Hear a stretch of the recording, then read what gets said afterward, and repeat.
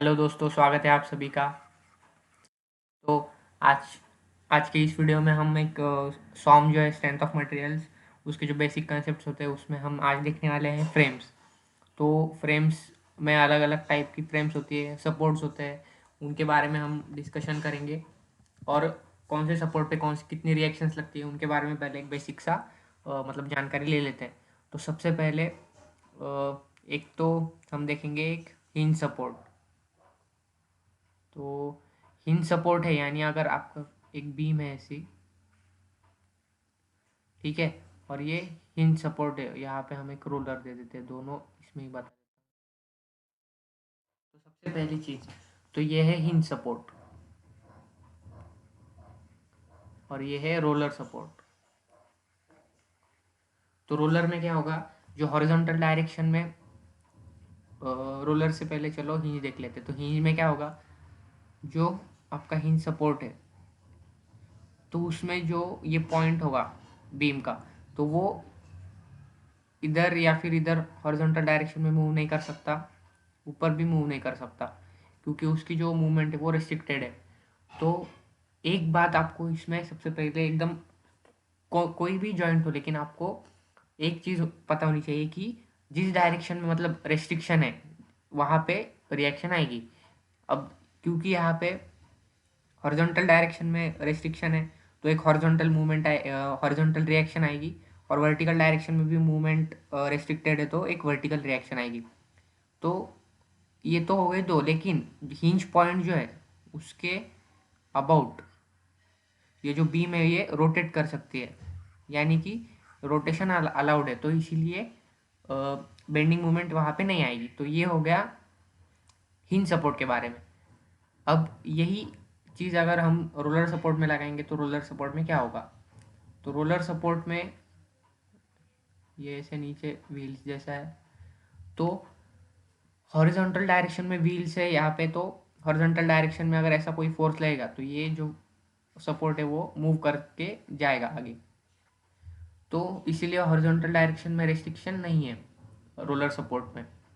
लेकिन roller support में भी वर्टिकल डायरेक्शन में जो मूवमेंट है बीम की तो वो रेस्ट्रिक्टेड है, इसीलिए रोलर सपोर्ट में भी वर्टिकल डायरेक्शन में रिएक्शन लगेगी, और रोलर सपोर्ट में भी जो रोटेशन है वो अलाउड होता है, इसीलिए इसमें एक ही रिएक्शन आएगी। तो हमने अब तक कौन से सपोर्ट देख लिए, हमने दो सपोर्ट्स देख लिए।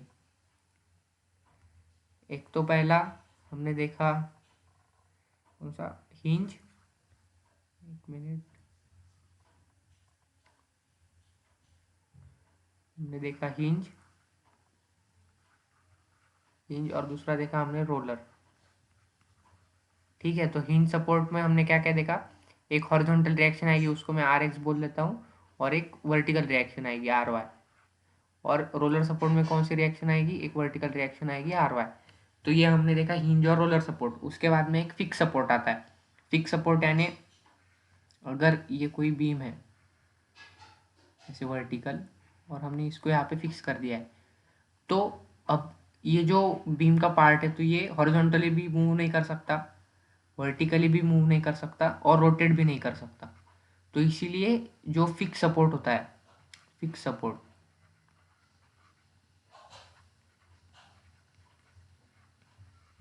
तो फिक्स सपोर्ट में कितनी रिएक्शन आएगी, तीन, एक आएगी हॉरिजॉन्टल, एक आएगी वर्टिकल, और एक आएगी मूवमेंट। तो हमने अब तक क्या क्या देख लिया, ये है फिक्स सपोर्ट। तो फिक्स सपोर्ट भी यहाँ पे लिख देता हूँ, फिक्स सपोर्ट। तो फिक्स सपोर्ट में क्या क्या आएगा, आर एक्स, आर वाई और एम जेड। एम जेड क्यों आएगा, क्योंकि ये जेड डायरेक्शन में, क्यों, यानी अगर आप जो अपने हाथ के कर्ल करोगे, फिंगर्स कर्ल करोगे, तो जो थंब पॉइंट करेगा वो आउटवर्ड्स या फिर इनवर्ड्स पॉइंट करेगा, तो इसलिए वो M Z, moment about Z axis. तो ये हो गए हमने तीन सपोर्ट देख लिया अब तक। कौन से, एक रोलर देख लिया, फिक्स देख लिया, और हिंज देख लिया। और ये सपोर्ट देखने के बाद हम इसके ऊपर एक प्रॉब्लम है, वो प्रॉब्लम को सॉल्व करेंगे कि कैसे हम रिएक्शन फाइंड करते हैं। जो रिएक्शंस होती है फ्रेम में, तो उसके ऊपर एक बेसिक क्वेश्चन है, बहुत अच्छा क्वेश्चन है, तो उस क्वेश्चन को डिस्कस कर लेते हैं।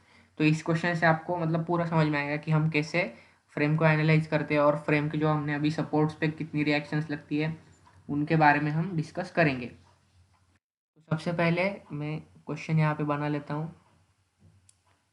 तो क्वेश्चन में कुछ ऐसा दिया है,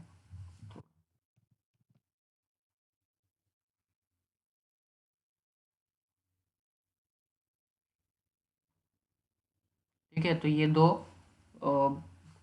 बीम्स है या फ्रेम्स है और ये हमने यहाँ पे एक रोलर सपोर्ट है, यहाँ पे एक फिक्स सपोर्ट है, ठीक है। तो यहाँ पे ये, ठीक है। तो अभी हमें क्या दिया है, इंफॉर्मेशन क्या दी है हमें कि ये जो ऊपर वाली फ्रेम है इसके ऊपर फोर्स लग रहा है, यूडीएल है, यूडीएल यानी यूनिफॉर्मली डिस्ट्रीब्यूटेड लोड। तो इसकी वैल्यू कितनी दी है, 400 न्यूटन पर मीटर। और ये जो वर्टिकल मेंबर है इसके ऊपर भी फोर्स लग रहा है, ये भी यूडीएल ही है।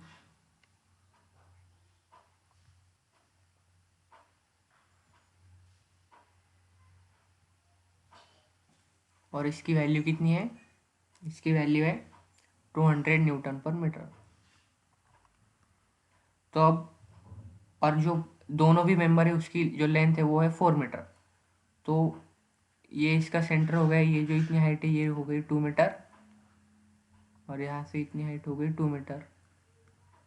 और जो हॉरिजॉन्टल मेंबर है उसकी पूरी ये लेंथ हो गई 4 मीटर, ठीक है। तो हमें क्या करना है, रिएक्शंस फाइंड करनी है।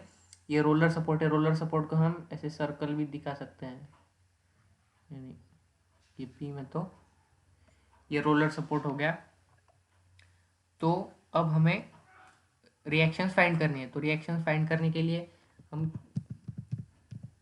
क्या करेंगे, सबसे पहले तो हमें पता है कि जो फिक्स सपोर्ट है वहाँ पे 3 रिएक्शंस आएगी और जो रोलर सपोर्ट है वहाँ पे 1 रिएक्शन आएगी। तो अभी ये सिस्टम जो है पूरा पूरा सिस्टम किस में है, इक्विलिब्रियम में। तो इक्विलिब्रियम में है तो इसका मतलब क्या हो गया, सबसे पहले कि जो समेशन एफ एक्स है equal to 0, summation F Y equal to 0 और summation M Z equal to 0। तो ये 3 इक्वेशन जो इक्विलिब्रियम के बेसिक वो हम यहाँ पे लगा देंगे। तो अभी ये पूरी फ्रेम जो है, पूरी फ्रेम इक्विलिब्रियम में है, तो हम क्या कर सकते हैं, पूरे फ्रेम पे भी इक्विलिब्रियम की इक्वेशन लगा सकते हैं, या फिर हम इस फ्रेम को अलग अलग करके, यानी ये वर्टिकल मेंबर अलग करके, हॉरिजॉन्टल मेंबर अलग करके भी जो रिएक्शन है उसको फाइंड कर सकते हैं। तो सबसे पहले हम क्या करेंगे, हम अभी इस क्वेश्चन में जो फ्रेम्स है उनको अलग अलग करेंगे। तो हमने क्या किया, जो वर्टिकल मेंबर है उसको साइड में ले लिया, ठीक है। तो अभी ये जो रिएक्शन, ये पॉइंट अगर हम इस पॉइंट को ए मान लेते हैं, इस पॉइंट को बी मान लेते हैं और इस पॉइंट को सी मान लेते हैं, तो ए पॉइंट पे हमने क्या क्या दिखाएंगे, हम दिखाएंगे आर वाई, इसको हम बोल देते हैं आर ए वाई। जो हॉरिजॉन्टल रहेगा उसको बोल देते हैं आर ए एक्स। और ये जो है रिएक्शन एक दिखा देंगे उसको, आप एज्यूम कोई भी डायरेक्शन में कर सकते हो। और जब क्या उसकी वैल्यू आएगी तो वो निगेटिव पॉजिटिव की मदद से आप उसके बाद में डायरेक्शन भी फिक्स कर सकते हो, लेकिन स्टार्टिंग में आप एज्यूम कर सकते हो कोई भी डायरेक्शन। तो हमने क्या किया, अभी ये 3 रिएक्शन तो लगा दी, उसके बाद में जो सी पॉइंट होगा यहाँ पे, अभी इसको अलग कर दिया तो यहाँ पे भी फोर्सेस लगेंगे। तो हमने क्या कंसिडर कर लिया, यहाँ पे एक सी एक्स ऐसा लग रहा है हॉरिजॉन्टल और एक वर्टिकल, इसको ऐसा कंसिडर कर सी वाई, ठीक है। और अभी ये जो 200 न्यूटन पर मीटर है ये पूरे बीम पे लग रहा है, तो जो टोटल फोर्स लगेगा उसकी वैल्यू कितनी हो जाएगी, जो 200 है इंटू न्यूटन पर मीटर इंटू लेंथ कितनी है 4, तो कितना हो जाएगा ये 800 न्यूटन। तो 800 न्यूटन का फोर्स लग रहा है, लेकिन वो 800 न्यूटन का फोर्स कहाँ पे लगेगा, जो सेंटर होगा यानी 2 मीटर पे, बीम का सेंटर पे, उसको हम वहाँ पे दिखा सकते हैं। तो यहाँ पे कितना 800 न्यूटन, ठीक है। तो हमने अब इतना तो देख लिया, उसके बाद में अब हम क्या करेंगे, इसमें summation F X equal to 0, summation F Y equal to 0 लगा देंगे। तो summation F X equal to 0 पहले करेंगे तो सी एक्स प्लस क्या लिखेंगे हम, आर ए एक्स और स्मॉल ए कैपिटल ए, ठीक है, R A X plus 800 equal to 0। और दूसरा इक्वेशन क्या लिख देंगे हम, R A Y.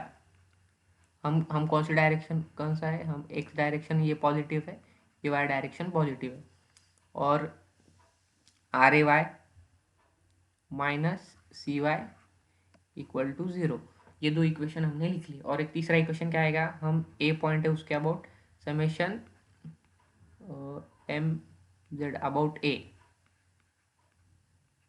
Equal to 0। तो ए पॉइंट के अबाउट हम बेंडिंग मोमेंट लिखेंगे। तो सबसे पहले जो हम क्या कर रहे हैं, एंटी क्लॉकवाइज नेगेटिव कंसिडर कर रहे हैं। तो ए पॉइंट पे कौन सी है, एक है माइनस एम ए, दूसरा कौन सा है, दूसरा कौन सा है, माइनस ए में हो गया। उसके बाद में जो 800 है, तो 800 इंटू प्लस क्यों आएगा, क्योंकि वो क्लॉकवाइज जाएगा, तो 800 इंटू 2।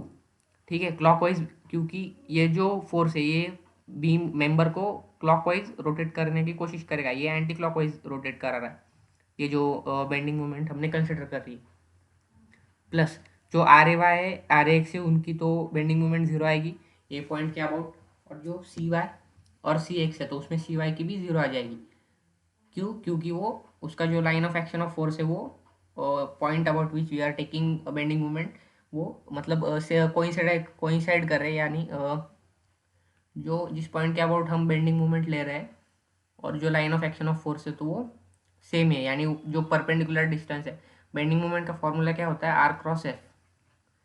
तो आर की वैल्यू ही वहाँ पे 0 है, क्योंकि डिस्टेंस ही नहीं है दोनों के बीच में। तो इसीलिए सी आर ए वाई और सी वाई के वजह से बेंडिंग मोमेंट नहीं आएगी। तो अब हम देखेंगे सी वाई की वजह से आएगी, तो सी एक्स की वजह से, तो वो भी हम कैलकुलेट कर रहे थे। तो सी एक्स इंटू ये कितना आएगा 4 इक्वल टू 0। तो अब हमारे पास 3 इक्वेशन है, तो इन 3 इक्वेशन को हम ऐसे ही रखने देंगे, क्योंकि अभी हमें और इक्वेशन की ज़रूरत है। तो सबसे पहले अब अभी हमारे पास और एक क्या चीज़ है, हमारे पास है हॉरिजॉन्टल मेंबर। तो हॉरिजॉन्टल मेंबर को अगर देखेंगे तो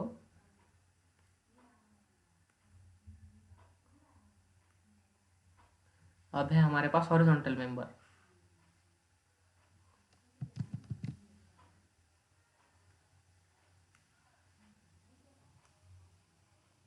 एक मिनट, ठीक है। तो अब है हमारे पास हॉरिजॉन्टल मेंबर। तो हॉरिजॉन्टल मेंबर को अगर देखेंगे तो इसके ऊपर भी सेम वैसे ही फोर्स लगेंगे। तो अब सी एक्स हमने इस बीम पे, इस मेंबर पे राइट साइड में कंसिडर किया है, तो इसमें कौन से डायरेक्शन में करेगा, सी एक्स लेफ्ट साइड में। और यहाँ पे डाउनवर्ड्स, तो यहाँ पे सी वाई जो होगा वो होगा अपवर्ड्स। और जो टोटल फोर्स लगेगा इसमें भी कितना लगेगा, 400 इंटू 4 तो कितना हो जाएगा, 1600 न्यूटन। तो 1600 न्यूटन कहाँ पे लगेगा, सेंटर पे लगेगा। ठीक है, तो उसके बाद जो भी है हमने देखा था फिक्स सपोर्ट में तो 3 रिएक्शन है, और जो रोलर सपोर्ट है वहाँ पे एक ही रिएक्शन आती है। तो हम इसको कंसिडर कर लेते हैं आर बी वाई। ठीक है, तो अब इसमें भी हमें क्या करना है, यही इक्वेशन लगा देंगे, summation F Y equal to 0, F X equal to 0, F Y equal to 0 and M Z equal to 0। So what we are doing now, we are writing summation fx equal to 0. So what we will get cx equal to 0. So we have got the value of cx equal to 0. तो cx की value तो मिल गई। उसके बाद में अगर fy equal to 0 लिखेंगे तो क्या, cy plus R B Y minus 1600 equal to 0। ये एक इक्वेशन है। और जो सी पॉइंट है उसके अबाउट ही हम क्या लिख देते हैं, बेंडिंग मोमेंट लिख देते हैं। तो क्या हो जाएगा, summation M about C equal to 0। तो क्लॉकवाइज 1600 जो है वो इस मेंबर को क्लॉकवाइज रोटेट कराने की कोशिश करेगा, तो पॉजिटिव आएगी उसकी बेंडिंग मोमेंट। तो 1600 इंटू डिस्टेंस कितना है, 2 मीटर। ये जो डिस्टेंस है ये इतना, ये 2 मीटर है। और ये भी जो रिमेनिंग डिस्टेंस है ये भी 2 मीटर है। तो हमने क्या किया, 1600 इंटू 2, सी एक्स और सी वाई की फिर से वही 0 बेंडिंग मोमेंट आएगी सी पॉइंट के about, minus R B Y into 4 equal to 0। तो हमें इससे क्या मिल जाएगा, आर बी वाई की हमें वैल्यू मिल गई। RBY की वैल्यू कितनी मिल गई हमें, 800 न्यूटन। ठीक है, RBY की वैल्यू मिल गई हमें। तो अब इस वैल्यू को यूज़ करेंगे हम, इस वैल्यू को कहाँ पे पुट करेंगे, इस इक्वेशन में यहाँ पे। तो हमें इससे क्या मिल जाएगी, CY की वैल्यू मिल जाएगी। CY की वैल्यू कितनी मिल जाएगी, 800 डालेंगे तो -800, तो CY की भी वैल्यू क्या आ गई, 800 न्यूटन। CY की वैल्यू आ गई। उसके बाद में CX तो 0 है यहाँ पे, तो MA की वैल्यू क्या आ जाएगी, 1600 न्यूटन मीटर। और CY की वैल्यू आ गई तो RAY की भी आ जाएगी, RAY इक्वल टू 800 न्यूटन। तो हमने अब तक कौन सी चीज़, RAX फाइंड कर लिया, RAY फाइंड कर लिया, RAX बचा है। तो RAX के लिए भी CX की वैल्यू 0 है, तो RAX की वैल्यू क्या आ जाएगी, -800 न्यूटन। तो इससे हमने क्या क्या फाइंड कर लिया, अभी हमने फाइंड किया कि RAX जो है, RAX की वैल्यू फाइंड की हमने। उसके बाद में ये एक वैल्यू फाइंड कर ली RAX। उसके बाद में MA,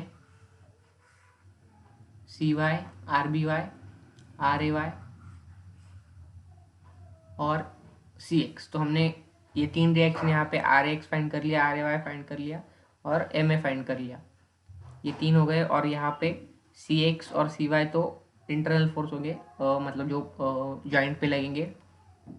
और VB या फिर RBY की भी वैल्यू हमने कैलकुलेट कर ली।